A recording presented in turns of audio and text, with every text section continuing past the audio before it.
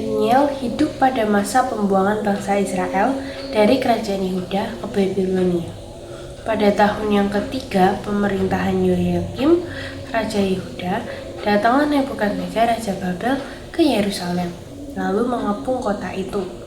Tuhan menyerahkan Yoyakim Raja Yehuda dan sebagian dari perkakas-perkakas di rumah Allah di dalam tangannya. Semuanya itu dibawanya ke tanah Siniar ke dalam rumah dewanya. Lalu raja bertitah kepada Aspenas, kepala istananya, untuk membawa beberapa orang Israel yang berasal dari keturunan raja dan dari kaum bangsawan, yakni orang-orang muda yang tidak ada sesuatu celah, yang berperawakan baik, yang memahami berbagai hikmat, berpengetahuan banyak, dan yang mempunyai pengertian tentang ilmu, yakni orang-orang yang cakap untuk bekerja dalam istana. Di antara mereka ada juga beberapa orang Yahudi, yakni Daniel, Hanania, Misael, dan Azaria. Pemimpin pegawai istana di sana memberi nama lain kepada mereka. Daniel dinamainya Belsazar, Hanania dinamainya Sadrak, Misael dinamainya Mesak, dan Azaria dinamainya Abednego. Mereka dipekerjakan dalam pemerintahan Babilonia, dan Daniel kemudian juga bekerja pada Raja Media Persia. Suatu malam, Raja Nebukadnezar mendapat mimpi yang aneh. Ia menjadi sangat gelisah sampai tidak bisa tidur lagi.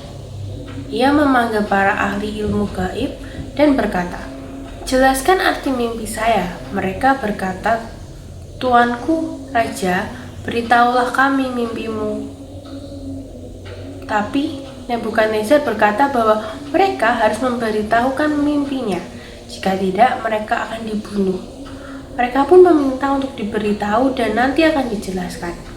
Raja Nebukadnezar gigih dengan kemauannya, dan para ahli ilmu gaib menganggap itu mustahil. Nebukadnezar sangat marah, sehingga ia memerintahkan agar semua orang bijak dan ahli ilmu gaib di negeri itu dibunuh. Itu berarti Daniel, Sadrak, Mesak, dan Abednego juga akan dibunuh. Maka Daniel memohon kepada raja agar tidak langsung membunuh mereka. Lalu dia dan teman-temannya berdoa meminta bantuan Tuhan. Dalam sebuah penglihatannya, Tuhan menunjukkan mimpi Nebukadnezar kepada Daniel dan memberitahukan apa arti dari mimpi tersebut. Keesokan harinya, Daniel pergi menemui pelayan raja dan meminta untuk tidak membunuh orang bijak dan ahli ilmu gaib, karena Daniel akan menjelaskan mimpinya. Pelayan itu membawa Daniel bertemu dengan raja. Lalu Daniel memberitahu kepada raja bahwa Allah telah memberitahukan masa depan kepada Nebukadnezar. Di dalam mimpi Nebukadnezar melihat patung besar dengan kepalanya dari emas, dada dan lengannya dari perak, perut dan pahanya dari tembaga, kaki dari besi, dan kaki bagian bawahnya dari besi dan tanah liat. Lalu ada batu yang dipotong dari gunung, dan batu itu menghantam kaki. Bagian bawah patung itu hancur menjadi bubuk, lalu ditiup angin. Batu itu menjadi gunung yang besar dan memenuhi bumi. Lalu apa arti mimpi Nebukadnezar?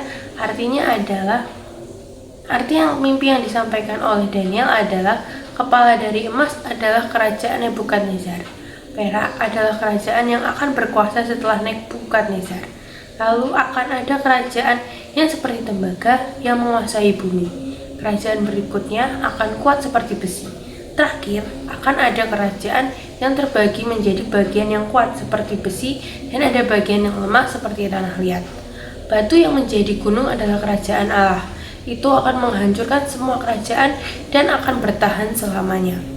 Nebukadnezar pun sujud di depan Daniel.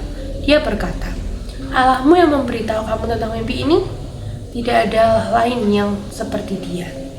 Jadi Nebukadnezar tidak membunuhnya, tapi menjadikannya pengawas orang bijak dan penguasa di Babilonia. Tuhan benar-benar menjawab doa Daniel. Raja di Babel sekarang seorang yang bernama Darius. Ia sangat suka kepada Daniel sebab Daniel begitu baik dan bijaksana. Darius memilih Daniel menjadi penguasa utama dalam kerajaannya. Ini membuat orang-orang lain dalam kerajaan itu iri hati kepada Daniel, sehingga inilah yang mereka perbuat. Mereka pergi menemui Darius dan berkata, "Kami telah sepakat ya Raja, supaya tuanku mengadakan suatu hukuman yang menyatakan bahwa selama 30 hari tidak seorang pun boleh berdoa kepada suatu Allah atau kepada manusia kecuali kepada tuanku ya Raja. Jika ada yang tidak menaatinya, maka ia harus dicampakkan ke tempat singa." Darius tidak tahu apa sebabnya orang-orang ini menginginkan hukuman seperti itu, tetapi ia menganggapnya hal itu baik. Maka ia pun menyuruh supaya hukuman itu ditulis dan tidak dapat dicabut lagi. Ketika Daniel mengetahui adanya hukuman itu, ia pulang ke rumah dan berdoa sebagaimana biasanya ia lakukan. Orang-orang jahat tadi tahu bahwa Daniel tidak akan berhenti berdoa kepada Tuhan. Mereka senang sebab kelihatannya rencana mereka untuk menyingkirkan Daniel berjalan dengan baik.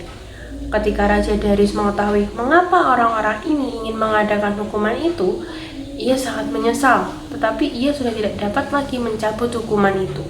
Sehingga ia terpaksa memberi perintah supaya Daniel dicampakkan ke dalam gua singa. Tetapi Raja berkata kepada Daniel, "Semoga Allahmu yang kau layani menyelamatkan engkau." Di dalam gua singa, Daniel sama sekali tidak disentuh oleh singa-singa lapar itu, karena Tuhan telah mengatuk mulut-mulut singa itu, sehingga Daniel selamat dari singa-singa yang kelaparan. Darius begitu bingung sampai ia tidak dapat tidur malam itu. Keesokan paginya ia berlari ke gua singa dan berseru kepada Daniel, menanyakan apakah Allah yang ia layani sanggup menyelamatkan Daniel dari singa-singa yang lapar itu. Ketika Raja melihat Daniel, Raja sangat bergembira bahwa Daniel selamat. Ia memerintahkan supaya Daniel ditarik dari dalam gua itu. Kemudian ia memerintahkan supaya orang-orang jahat yang mencoba menyingkirkan Daniel dicampakkan ke tempat singa. Mereka belum sampai ke dasar gua. Singa-singa telah menerkam mereka dan meremukkan tulang-tulang mereka.